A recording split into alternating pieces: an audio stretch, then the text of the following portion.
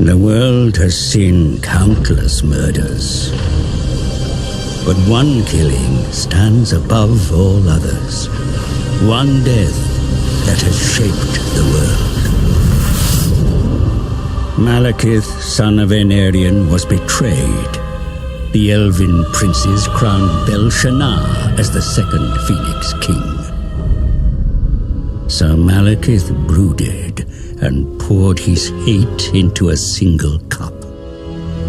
Malekith toasted Bel-Shannar, then stepped over his dying body and into the sacred flame of kings. But the fires stripped his flesh, and with a final scream, he hurled himself back from whence he came. His body was taken north, and a suit of armor forged. Malekith was reborn. The Witch King, and in his shadow, legions raised. Decades of civil war followed. Then Malekith embarked on the most ruthless of plans. His sorcerers would unbind the magic of the Great Vortex. Created by Kallador Dragon Tamer and his elven mages, the Vortex siphons the winds of magic, keeping the demon tide at bay. Malekith's spell was flung at the Vortex, but Kallador himself broke through the mists of time to deflect the titanic force back at its casters. The Shadowlands were ravaged, sundered.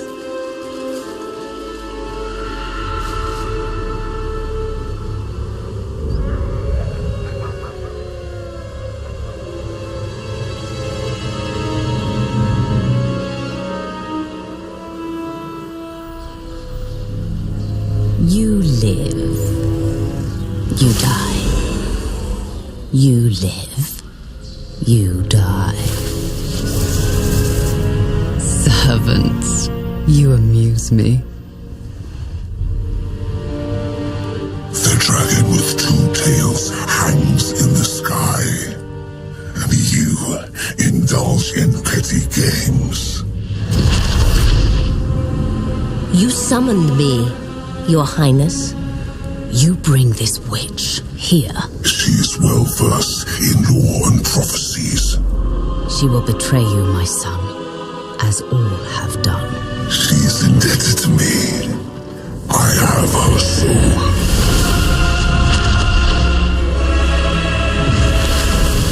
Step forward, Felicion the Heartkeeper. The comet disrupts the vortex. Whilst it is weak, a prophecy can be fulfilled. Of a king who consumes the heart of Ulthuan. My son will take its power and our vengeance. Find the Oracle. She knows what to do. I am willing to serve, to earn my soul's release.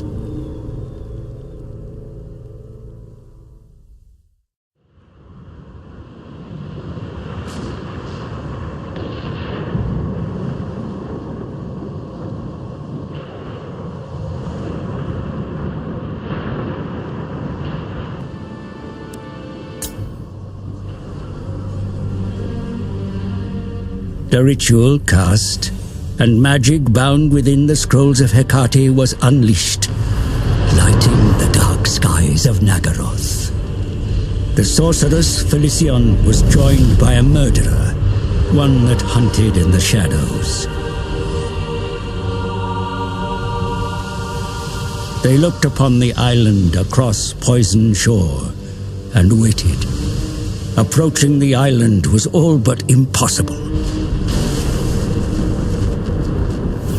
Yet the ritual gave the sorceress ingress.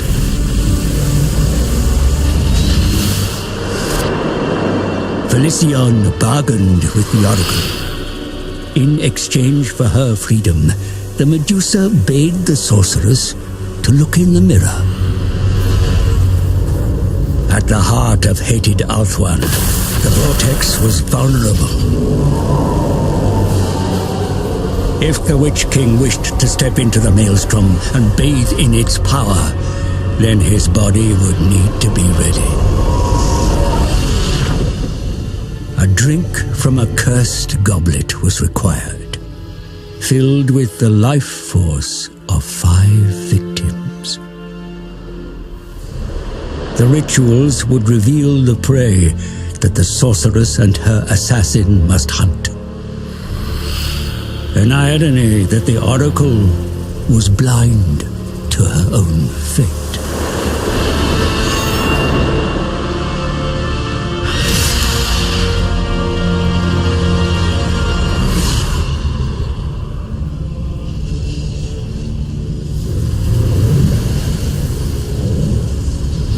4 more rituals, 4 more sacrifices needed to fill the goblet. Then the Witch King may drink and be ready to enter the vortex. More of Hecate's scrolls must be found.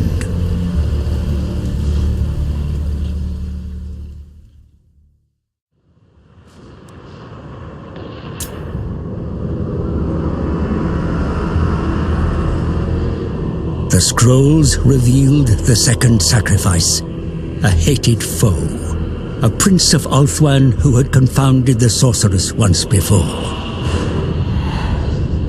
The assassin took his blood, and she reveled in death.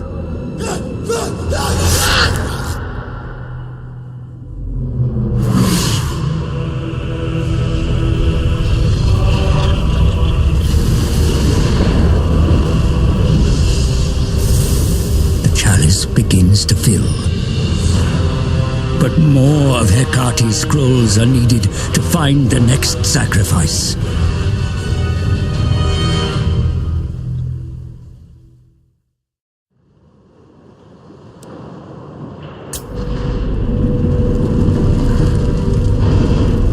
The third victim was also known to the sorceress, but this was no enemy. The pupil looked upon her teacher and saw the true cost of dark magic.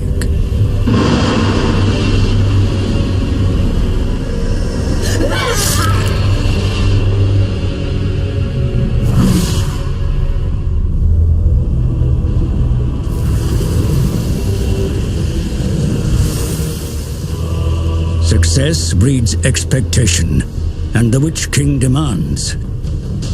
Especially when there are others who incite their own rituals of possession over the vortex.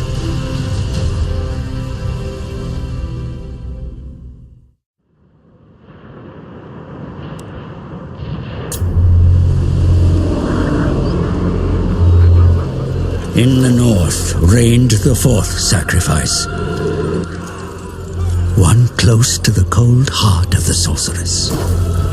A warrior, an enslaver, a warlord, a lover. Not that her beauty was spared the assassin's blade.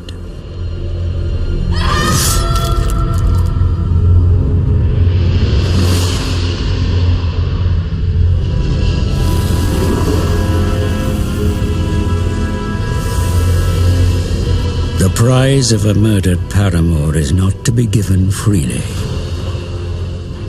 Only a brother could offer a sister such a gift.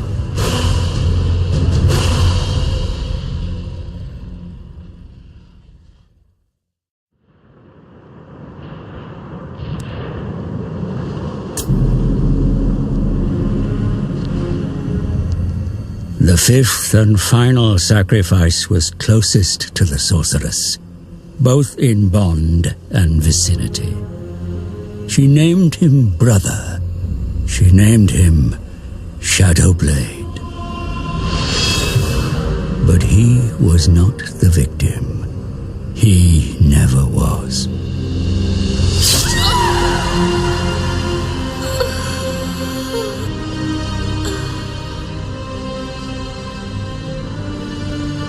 The betrayal amused one who had watched from afar.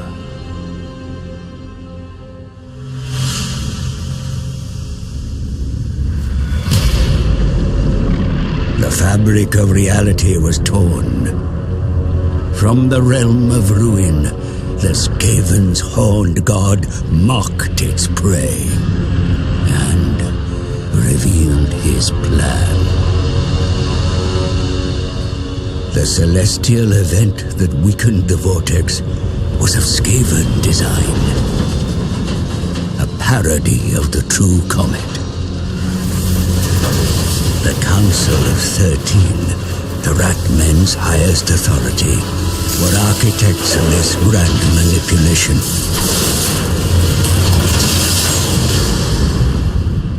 Its task complete and fuel expended, the rocket fell back to the surface.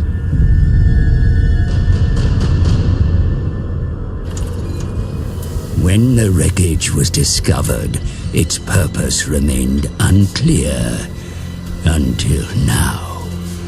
It was the catalyst to weaken the vortex and goad the other races into action. They knew the Witch King would seek to dominate the vortex, but they were ready. Every ritual cast, the magic was stolen, absorbed into the Horned Rat's bell. Now soaked in ritual power, the bell will be moved to Ulthuan's heart. If it tolls 13 times, the Horned God shall emerge from the vortex, the world doomed.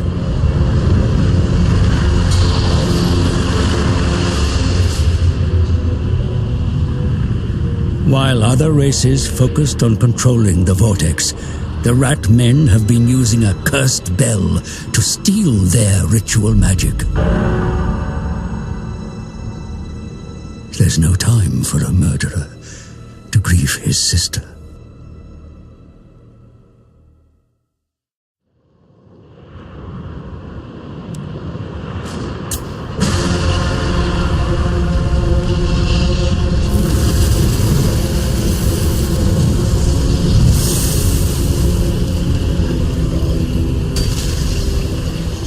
With Felician's blood, the chalice is full, and Malekith may drink.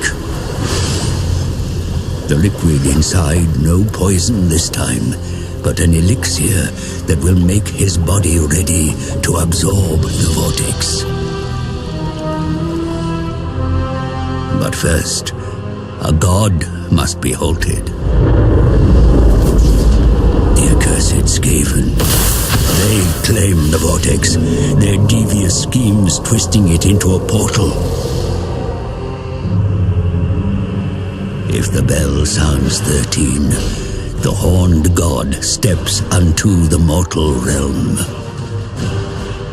Forces gather on the Isle of the Dead, where the greatest battle of our age will be fought.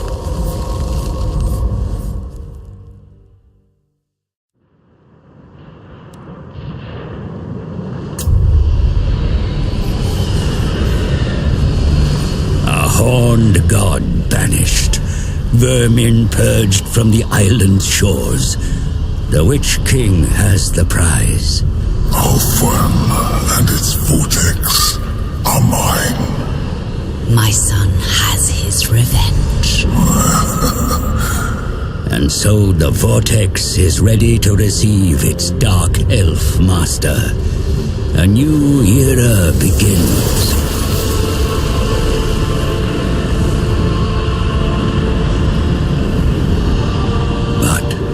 There will always be enemies to fight and wars to wage.